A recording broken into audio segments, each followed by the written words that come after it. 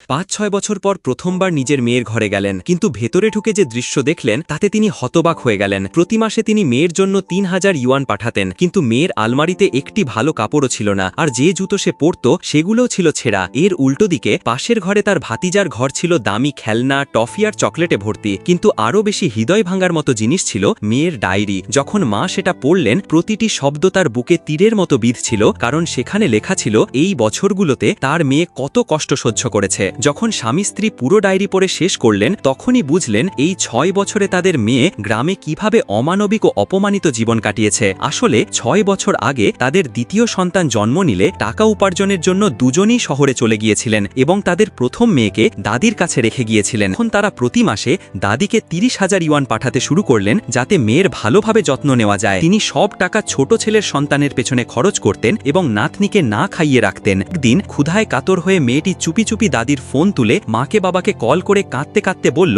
আমাকে এখান থেকে নিয়ে যাও। কিন্তু তার কথা শেষ হওয়ার আগেই মা তাকে থামিয়ে দিলেন এবং বললেন, এখন কোম্পানির কাজ খুব জরুরি, এটা শেষ হলেই আমরা তোমাকে শহরে নিয়ে আসব। এতটুকু বলেই তারা ফোন কেটে দিলেন। তারা কি জানতেন এটাই ছিল তাদের মেয়ের সঙ্গে শেষ কথা। টিকটকে লাইক ভিউজ কিনতে চাইলে এই নাম্বারে হোয়াটসঅ্যাপ করুন।